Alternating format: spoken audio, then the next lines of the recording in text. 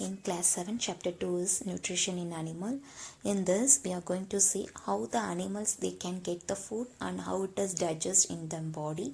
So first we are going to see the components of food. This already we discussed in nutrition in plants. Same thing, animals also having the same components, which is carbohydrates, proteins, vitamins, like that.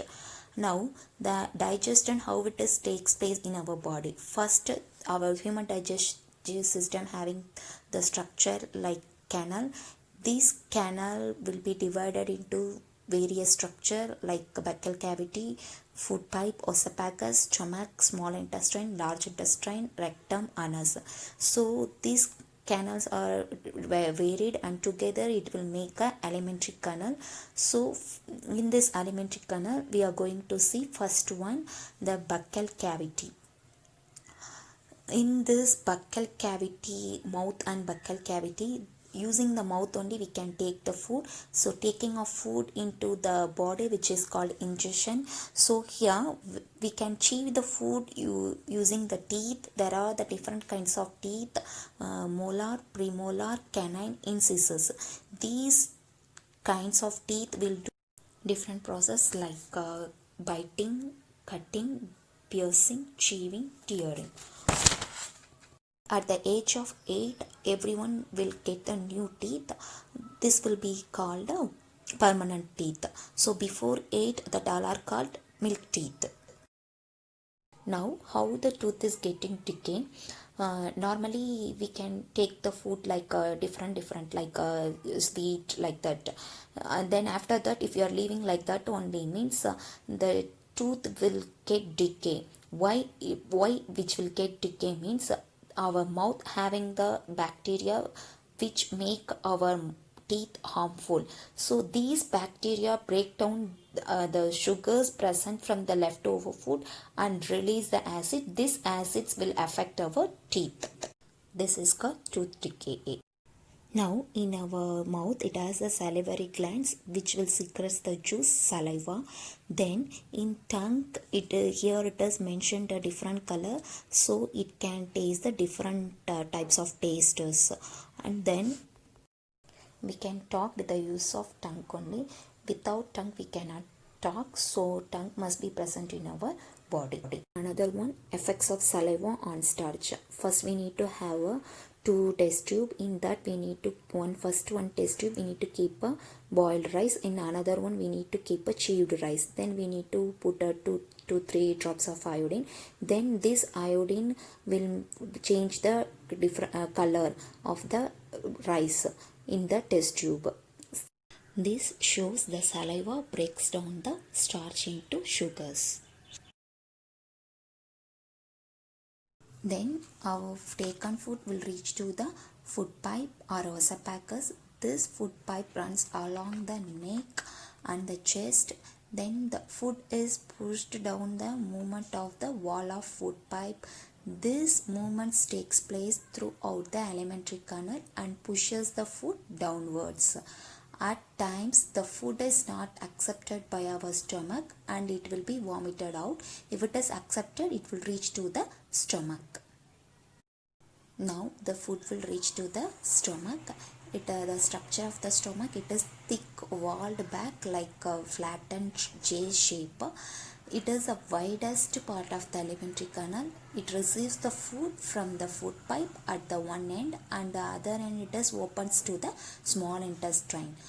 The inner lining of the stomach secretes the juice like mucus and the hydrochloric acid. These are all called digestive juice. The mucus protecting the lining of the stomach and the acid kills many bacteria which is present in our stomach, and the digestive juices break down the proteins into the simpler substance.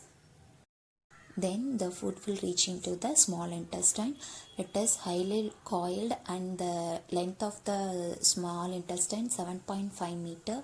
Then it receives the secretions from the liver and the pancreas. Besides, its wall also secretes juices. Here we are going to see the difference of the liver and pancreas.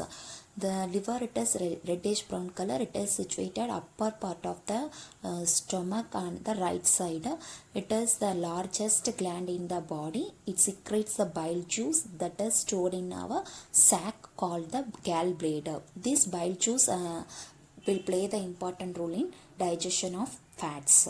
Next, the pancreas, which is large cream colored, which is present below the stomach. This pancreas will secrete the juice, which is pancreatic juice. This will act upon the carbohydrates, fats and proteins. They change the complex substance into simpler forms. Now, how the absorption takes place in the small intestine. So, the digested food can pass into the blood vessels in the wall of the intestine. This process is called absorption. Then inner walls of the small intestine having the thousands of finger like outer growth, which is called villi. In this villi, it increases the surface area for absorption of the digested food.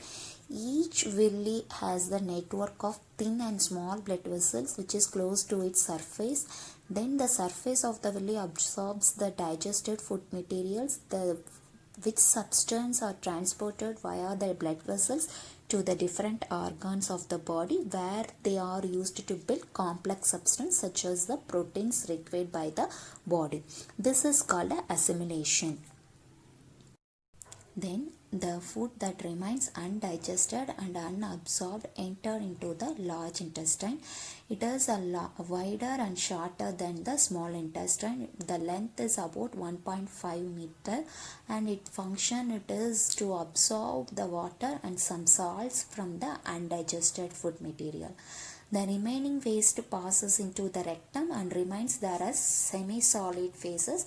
This is called fecal matter, which is removed through the anus from time to time. This is called egestion. Now the next one, which is digestion in grass eating animals. So normally we can see the like a cow, buffaloes, they can chew continuously. Why it is means they quickly swallow the grass and store it in the part of stomach, which is called rumen.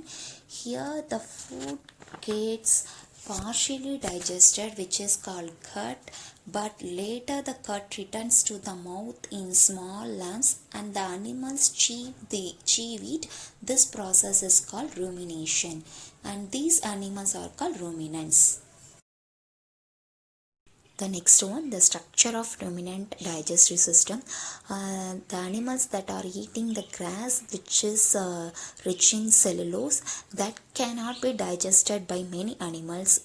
When that time the grass is digested in the caecum, which is lies between the small intestine and the large intestine, even which is present in horse and rabbit also. The next one, feeding and digestion in amoeba. Already we know amoeba is a single cell microscopic organism which we can found in pond water. It has cell membrane and it has rounded dense nucleus and small bubble like vacuoles. It will be in the cytoplasm. So amoeba constantly it can change the shape and position.